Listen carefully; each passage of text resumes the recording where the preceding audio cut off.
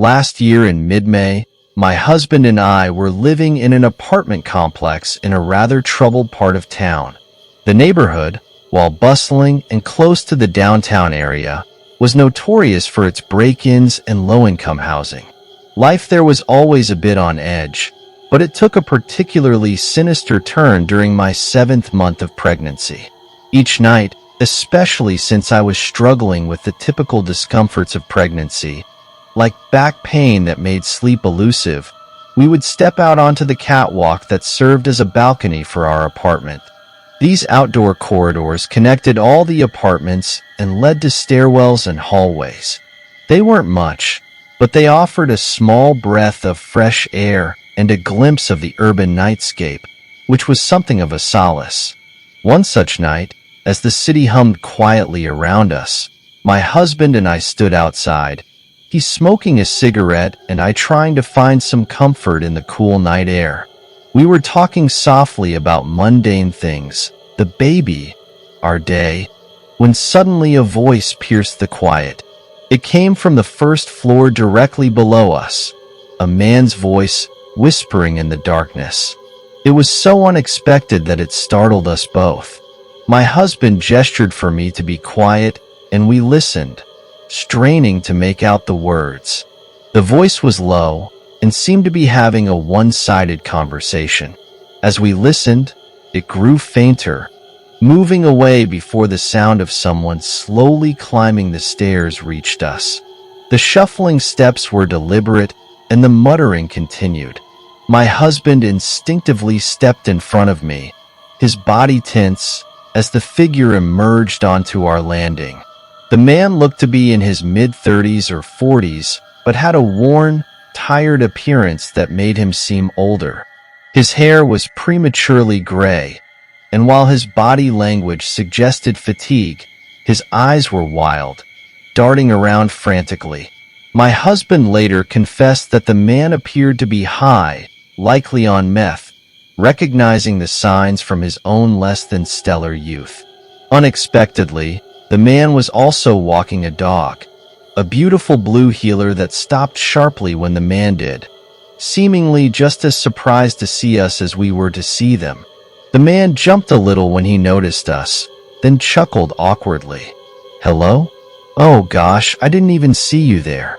Pardon me? Just walking my little girl," he said. His eyes were unsettling, constantly moving, and when they landed on my pronounced belly, they narrowed in a way that made me uneasy. "Oh, pregnant. What? You're pregnant?" he blurted out, then started rambling about his ex-wife, who used to be a doula. "Babies are great. I have 2 babies. Well, my wife has them. Well, ex-wife, I guess." His speech was erratic, tinged with excitement, but also a palpable desperation. It was clear he was starved for interaction, maybe even companionship. Now, I've always been someone who believes in the goodness of people, a bit of a bleeding heart, whereas my husband is far more pragmatic, focused primarily on our immediate safety. Seeing the conversation was going nowhere good, my husband interjected, "We were just heading inside, man. You have a good night." But the man, who introduced himself as Mike, reached out to shake my hand, his palms clammy and cold. I recoiled almost instinctively, but he didn't seem to notice, his attention already back on his dog, which he began fussing over in a strange, agitated way. Every instinct was screaming at me to get away from him, but against my better judgment, I responded with my name when he asked. My husband, sensing my discomfort, quickly pulled me back towards our apartment. As we hurried away, I glanced back to see Mike watching us intently, a chilling smile playing on his lips. Once inside, we locked the door and discussed the encounter. My husband was adamant that the guy was on drugs and noted how odd it was for someone to be walking their dog on our floor at such a late hour when he didn't even live in our building. We decided it was best to write him off as just another neighborhood weirdo. To feel safer, We moved our shotgun to the bedroom before trying to get some rest. 3 nights later, the unsettling sense of being watched returned. We were outside again when Mike appeared across the street, emerging from another apartment building and locking his gaze directly on us as he walked his dog. His smile was unnerving, too wide, too forced. Without waiting to see what he might do next, we waved dismissively and retreated back inside, locking our door once more. 2 days after that, as I was getting out of my car in the late afternoon, Mike materialized seemingly out of nowhere, right by my trunk. The suddenness of his appearance startled me. There was no dog with him this time, and he launched into a bizarre spiel about how he knew my daughter would be beautiful and how I should never get a divorce because it ruins lives. His demeanor was jittery, his eyes sad and hollow as he mentioned his own family had left him a few months back. Just then, my husband called down from our balcony, a note of urgency in his voice. I excused myself with a lame reason and hurried inside, shaken by the encounter. My husband grilled me about the interaction and insisted I keep my distance from Mike. That night, around 3:30 a.m., a soft knock at our door pulled me from a restless sleep. I was hesitant to answer, knowing our neighbor's penchant for late-night disturbances fueled by alcohol. But something felt different this time. As I approached the door, a sense of dread settled over me. I paused, my hand on the doorknob, and decided to look through the peephole. What I saw made my blood run cold. I wasn't looking at the hallway. I was staring directly into an eye, Mike's eye. The realization sent a shock of fear through me, and I stumbled backward, gasping for air, my heart pounding furiously.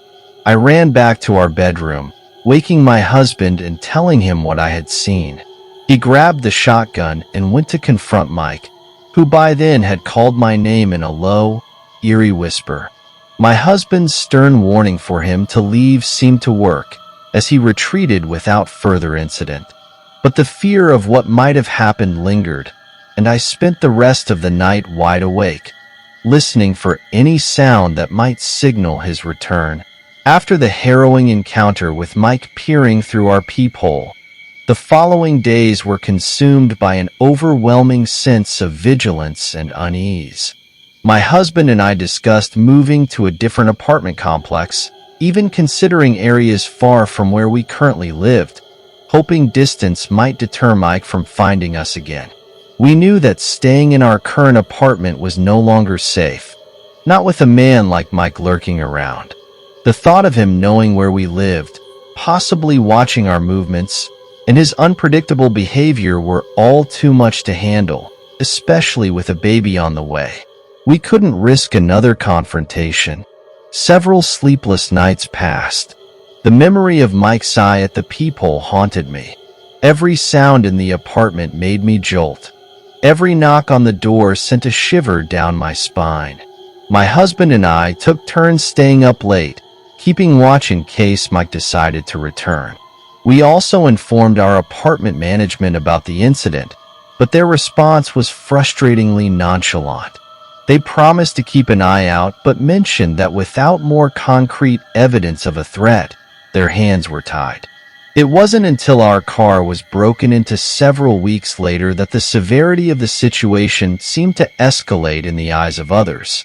The driver's side window was smashed, and while nothing of significant value was taken, the invasion felt deeply personal. We immediately suspected Mike was involved, considering his recent odd behavior and the ongoing harassment. When the police arrived to file a report about the break-in, we took the opportunity to share our previous encounters with Mike. We described his erratic behavior, the late-night visit, and how he seemed fixated on our family. Initially, the officers treated it as a standard petty theft incident, but their demeanor changed when we mentioned Mike's dog, a detail that seemed to ring a bell. One of the officers paused, his expression turning grave. He asked us to describe Mike in more detail, which we did. After taking notes, he informed us that they were familiar with Mike. Apparently, he was known to local law enforcement for other disturbances in the area. The officer's next words chilled us to the bone. Mike had been picked up 2 nights after our last encounter for aggravated assault on another pregnant woman in a nearby building. This revelation confirmed our worst fears about Mike's dangerousness and instability. The officer explained that Mike suffered from severe PTSD following his service, which was compounded by methamphetamine abuse. While this information explained some of his erratic behavior, it did little to ease our fears. Knowing that he was capable of such violence made the threat all too real. Thankfully, with Mike now in custody, we felt a temporary relief. But the officer advised us to remain cautious and consider moving to a safer location as Mike would eventually be released. We took this advice seriously and accelerated our plans to move. In the following weeks, we found a new apartment in a more secure area of the city, with gated access and a more vigilant property management team. The move was stressful but necessary, and once we were settled into our new home, a sense of safety slowly began to return. Life gradually started to normalize again as we adjusted to our new surroundings and prepared for the arrival of our baby. The anxiety of the past few months took its toll, but it also brought my husband and me closer together. We had supported each other through a genuinely frightening time. Our daughter was born in a peaceful, secure environment, far from the chaos of our previous neighborhood. As new parents, our days were filled with the joys and challenges of caring for a newborn, and the ordeal with Mike slowly receded into the background of our busy lives. However, the experience left a lasting impact on how we view safety and trust. We became more cautious, more aware of our surroundings, and more protective of our privacy. We also became advocates in our community for better security measures in residential areas, hoping to prevent others from experiencing similar ordeals.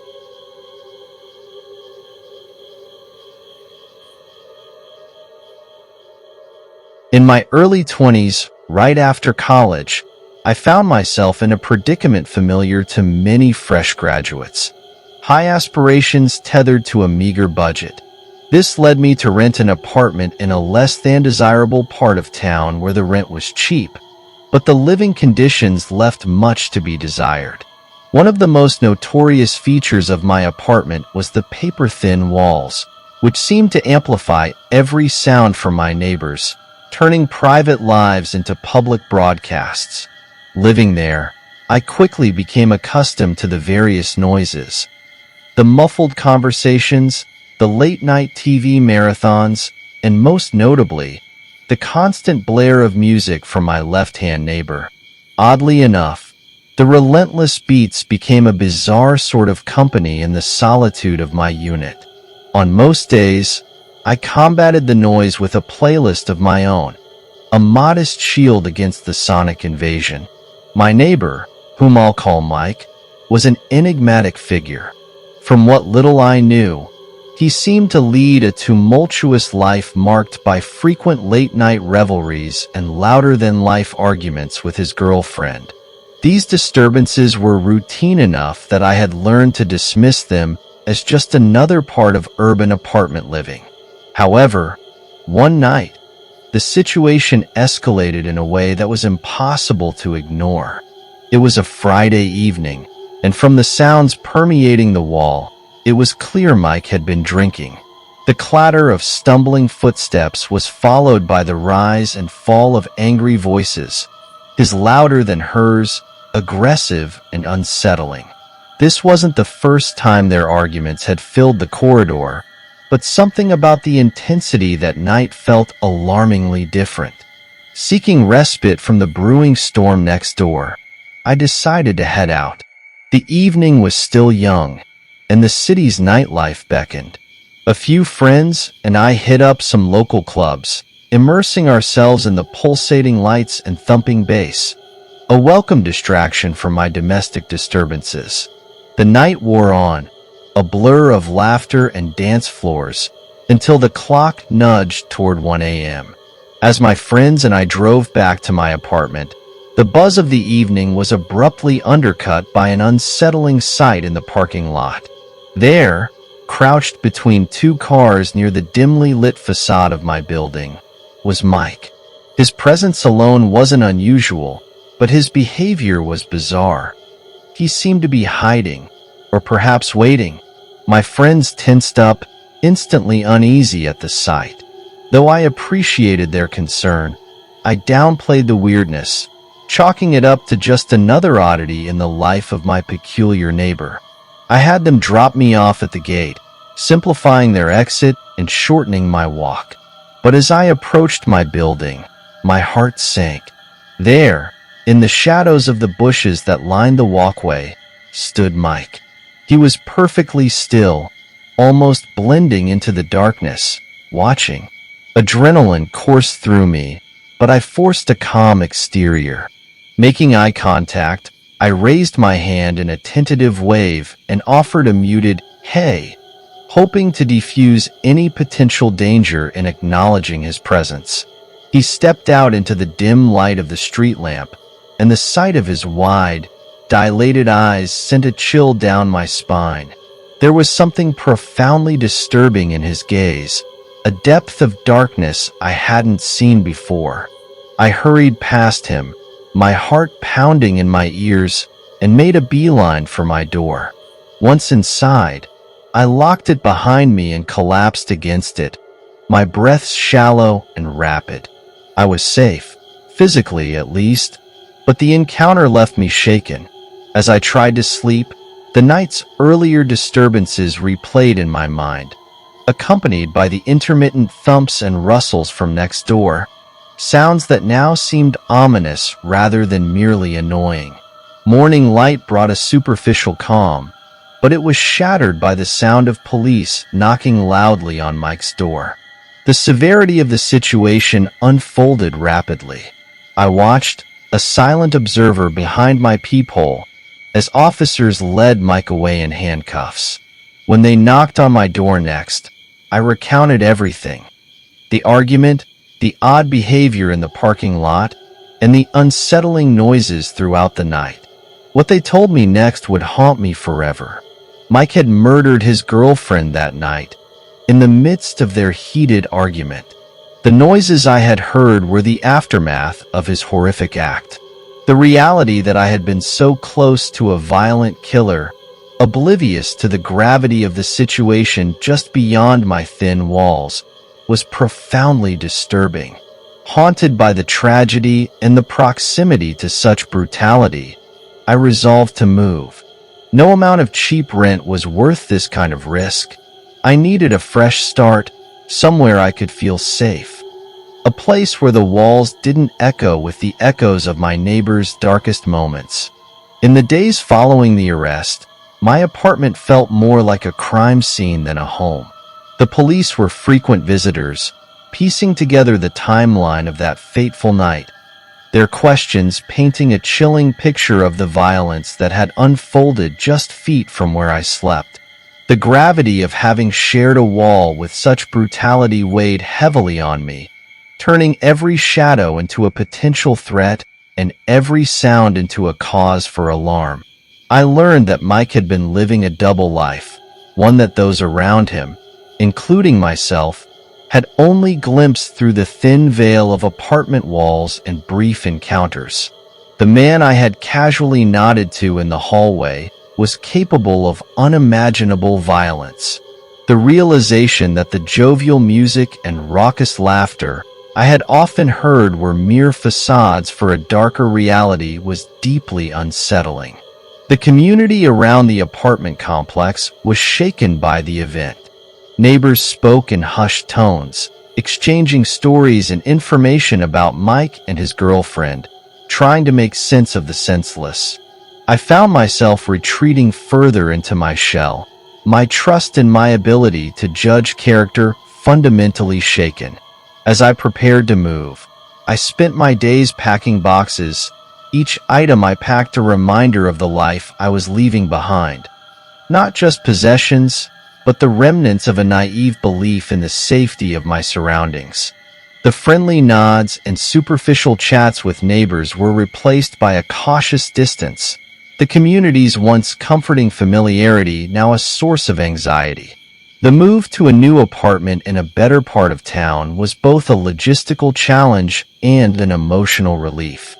I chose a place with stricter security measures, a newer building where the walls promised more than just physical separation from my neighbors. As I settled into my new environment, the absence of Mike's music was eerily noticeable, replaced by the quiet hum of a safer, more isolated existence. Yet, the transition was not just about physical relocation.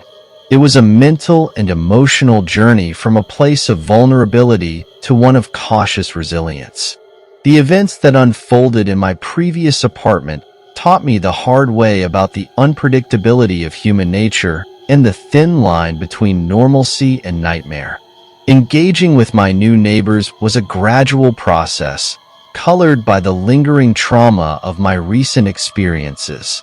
I was more reserved, more observant, and admittedly, more suspicious.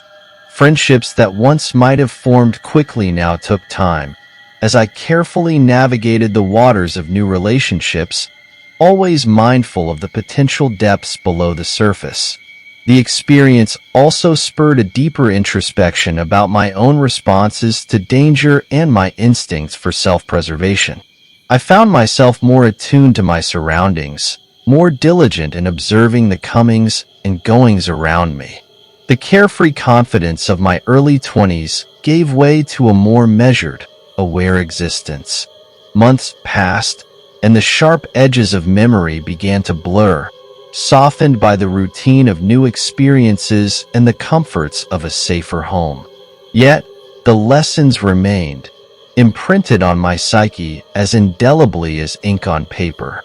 I was more aware of my environment, more appreciative of the peace I now enjoyed, and infinitely more grateful for the mundane, uneventful days.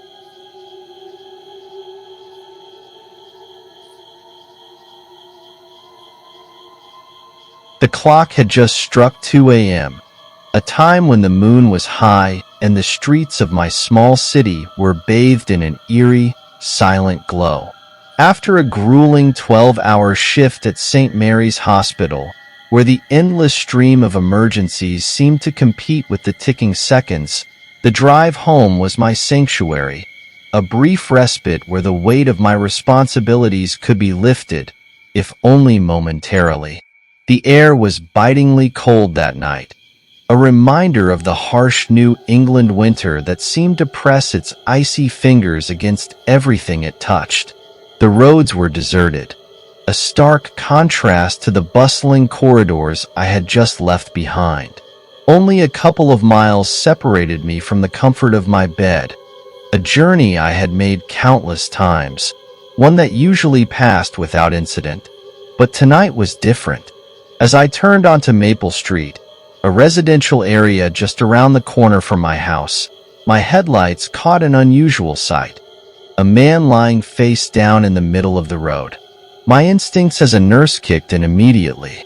Great, gonna help this guy up, I thought, my mind already shifting into professional mode despite the exhaustion tugging at my limbs.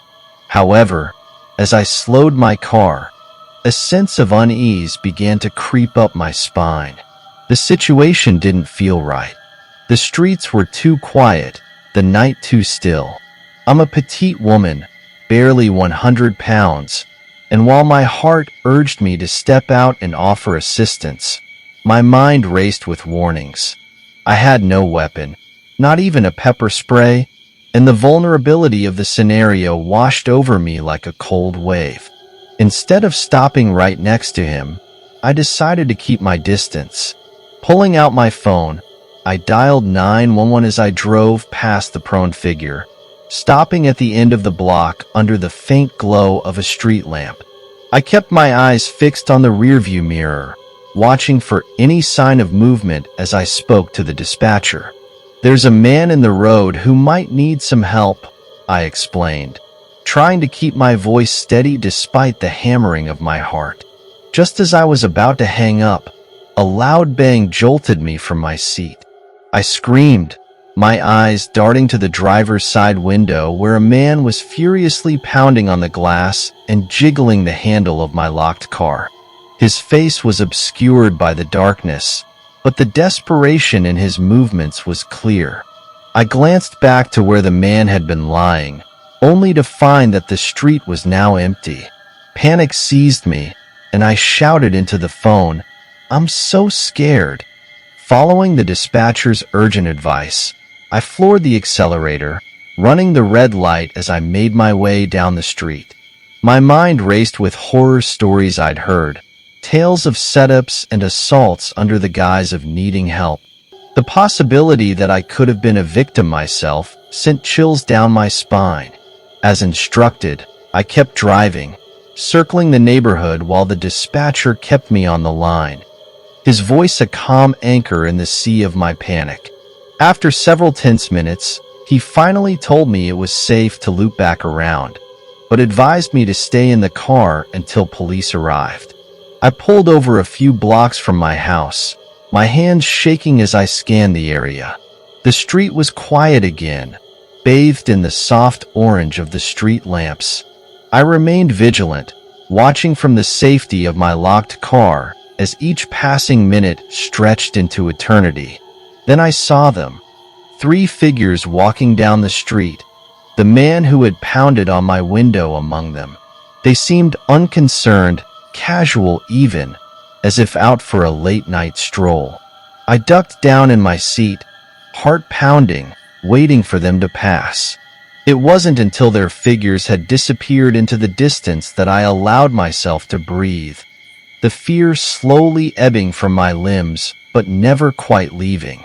With the police on their way to patrol the area, I gathered my courage and my belongings, preparing to make a dash for the safety of my home once I was sure the coast was clear. The night's events had shaken me to the core, reminding me of the fragility of safety and the ever-present shadow of danger. As I finally stepped out of my car, the cold air felt like a slap against my skin, but it was the fear of what might have been that really made me shiver. Safely inside my house, the walls seemed to close in, each shadow and creak a reminder of the night's terror. I locked the doors and checked them twice, peering through the curtains at the quiet street that just moments ago had been the scene of my nightmare. I made my way to the kitchen to pour myself a strong cup of coffee, knowing sleep would be an elusive guest tonight. Each sound my house made, a testament to its age, sent a fresh wave of adrenaline coursing through my veins. The comfort of routine, of home, felt tainted. As I sat at the kitchen table, mug in hand, my mind replayed the events over and over. The man in the road, the sudden appearance at my window, their nonchalant departure. None of it made sense. Were they just messing with me? Was it a poorly thought-out prank, or something more sinister? The possibilities twisted in my gut. Not long after, the soothing blue of police lights flickered through the window, casting large, ghostly shadows against the walls of my home. I opened the door to a young officer, his face etched with concern. "We've checked the area, ma'am, and didn't find anyone matching the description you gave," he informed me, his voice steady but sympathetic. "We'll keep patrolling the neighborhood tonight. Try to stay safe and call us immediately if anything else happens." I thanked him, the formality of the interaction doing little to soothe my frayed nerves. As he walked back to his cruiser, the reality of the situation sank in. There would be no easy resolution, no neat conclusion to the fear that had been ignited. The rest of the night was a blur of restless pacing and fitful sitting. My mind was a carousel of what-ifs and maybes, each turn bringing me back to the faceless man at my window. Despite the exhaustion clinging to my bones, the vulnerability I'd felt was a cage I couldn't escape. Morning light eventually seeped through the blinds, its brightness a stark contrast to the darkness of the night. I called off work, something I rarely did, knowing I wasn't fit to care for anyone else when I was so deeply unsettled myself.